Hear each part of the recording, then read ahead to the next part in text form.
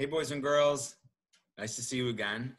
So it is time for session 2 of our new historical fiction reading unit. Yesterday, we talked about reading analytically. And at this point, you have read with your teachers chapter 1, at least chapter 1 of Number the Stars. So we're going to focus a little bit on Number the Stars and do some new work around monitoring for sense and collecting really important details and storing them away in really effective ways. So let's get started. So today what I want to teach you is that at the start of a very complex text like Number the Stars, readers often tack up important pieces of information that they need to know on what we'll call a mental bulletin board, okay? Like the bulletin board you're looking at right now that has all Post-its, which my kids know that I love Post-its and I love charts and I love boards. So this is perfect for me. So what we can do is, just like that chart in real life, we can take mental notes and kind of plug them into mental charts that we have. And specifically what we do is we make note of the who, what, where, when, why, and how of the book or the story that we're reading, okay? So often when we start a complicated novel, a lot of information is thrown at us very, very quickly in the beginning. So it's really useful to be able to use this strategy of tacking up mental notes onto a mental board, because we can't always process every single detail on the spot. What we need to do is we need to collect a lot of details and then go back and process them in order, okay? So it's really useful to be able to use this strategy. So remember that the reader's always trying to grasp the who, what, where, when, and why of the book. So for example, if I start a new book like Number the Stars, I meet a character, I tack them up on my mental bulletin board, and then I might meet another character. I tack them up on the bulletin board doing the same thing. Then I read on, I find details about both of them, tack it all onto the mental bulletin board, and then I revisit it later so that I can process all the information together. So let's try this with Number the Stars. So as I'm sure you realize, and I'm sure that you've spoken about with maybe your teacher or a sibling or a parent, Number the Stars is actually one of the most famous and beautiful historical fiction books ever written of all time, okay? Number the Stars, written by Lois Lowry, famous author. It's a classic that's been read by kids your age, including myself, by the way, for many, many years, okay? I read this book when I was in 5th grade, which was almost 30 years ago.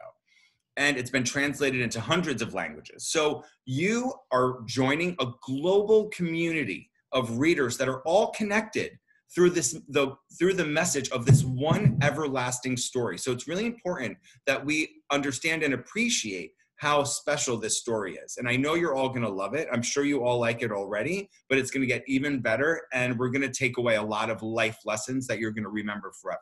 So remember that. So I'm going to reread a little bit of chapter 1 to you now, and we're going to do some of this work together, and then I'm going to let you stop and think and maybe try to do some of it on your own, okay? Why are you running? I'll race you to the corner, Ellen. Anne-Marie adjusted the thick leather pack on her back so that her school books balanced evenly. Ready? She looked at her best friend. Ellen made a face. No, she said, laughing. You know I can't beat you. My legs aren't as long. Maybe just can we walk like civilized people? She was a stocky 10-year-old, unlike lanky Anne-Marie. We have to practice for the athletic meet on Friday. I know I'm going to win the girls' race this week. I was second last week, but I've been practicing every day. Come on, Ellen, Anne-Marie pleaded, eyeing the distance to the next corner of the Copenhagen street. Please? All right, so let's stop there. Already, that was a very small part, but already a lot of important details were thrown at us that we could definitely tack on to that mental bulletin board, okay? So let's see. What are some of the things that jumped out at us? They talked about Anne-Marie being lanky. They talked about the two girls, Anne-Marie and Ellen, being each other's best friends. They talked about Ellen being a reluctant runner. She didn't really want to run, right? She wasn't as eager of a runner as Anne-Marie was, which is something else that we learned. We also noticed that they mentioned that in comparison to Anne-Marie's lanky body, which means tall and thin, Ellen's a little stocky, right? So there are a lot of notes that I can add to that mental bulletin board, aren't they?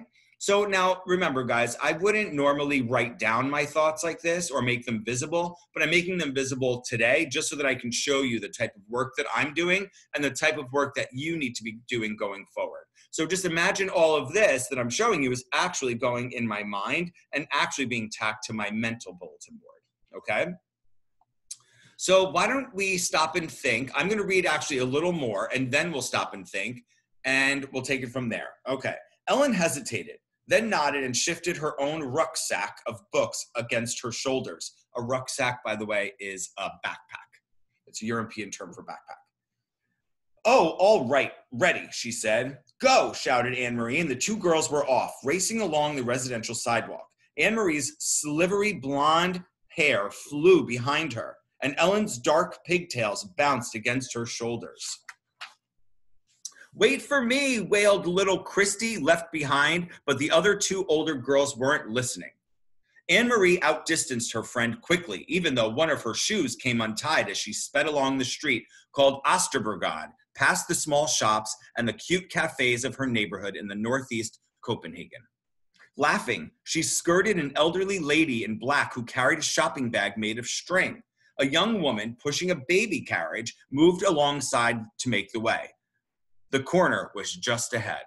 All right, so now what I want you to do is I want you to stop and think, and I want you to think, what are some details that you're pinning to your mental bulletin board right now? What details did you just notice in that first part of Number the Stars that you felt were important enough to hold on to? Not the ones that I already pinned to my mental bulletin board, the details about Anne-Marie and Ellen, but what are some other things, some other details that jumped out at you that you feel are important enough to pin to your mental bulletin board? I'll give you a minute to think.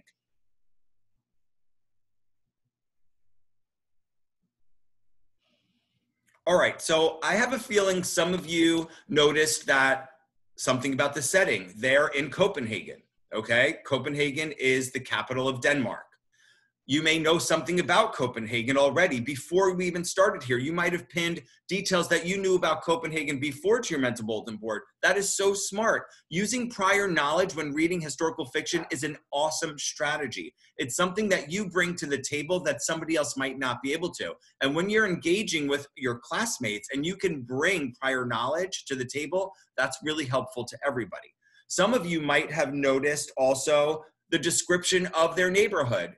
Cute shops, little cafes. When we hear terms like that, it lets us know that they probably live in a nice, a nice quaint place. So that might be important later when we learn about other historical events happening around them.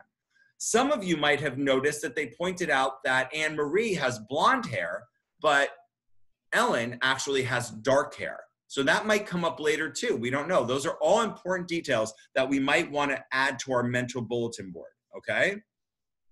Something else you might want to point out is that the two girls, although they're different in physical ways, they have something very much in common with each other, which is that they're each other's best friend. And when we talked a little bit about the girls from the Read Aloud on Monday, Butterfly, we asked you to describe the relationship between the two girls. And relationships between characters are really, really important. So you can start thinking about that right now. They're best friends. Based on a best friendship, what do you know about you and your best friend? What can you maybe infer without even knowing them beyond the first chapter? What can maybe you infer about the fact that they're best friends and what their relationship might be like because they're best friends? So today and every day beyond this, as you read historical fiction, I want you to remember not only to read analytically like we learned yesterday, thinking why did the author include this part? Why did the author do this? The author's craft. What am I noticing as I read new details? But I also want you to make sure that you're collecting and organizing those details, those key facts, like who are the characters, the who, the what, the where, the when, the how, the why. All of those things. What are the characters' traits? What's changing in the setting? All of these details are really important and are going to be important for your overall understanding of the story. So I want you to get into the habit now of taking important details that you think are important, tacking them to your mental bulletin board so that you can revisit them later. Your assignment today is you're going to be jotting in your e-reader's notebook again The first thing you can do is go to slide 10 for a recap of today's lesson. Then on slide 11, I want you to jot notes and ideas about the who, what, why, where, when, and how of your historical fiction book. You can consider the following questions to help you get started, but don't limit yourself to these questions. As long as you're jotting about the who, what, where, why, when, and how of your historical fiction book, you are doing the right thing. But these are some really helpful prompts and questions to get you started. Who are the characters? What are their traits? Where are they? The setting? What's happening around them? What seems to be the trouble that's brewing? What seems to be changing for them? Here's a tip that I gave you yesterday, so I'm going to give it to you again. There is always trouble brewing in a historical fiction book. There's the most likely authors write about historical events that were troublesome to either some or everyone, okay? So go off and get to work, and I will see you on Monday.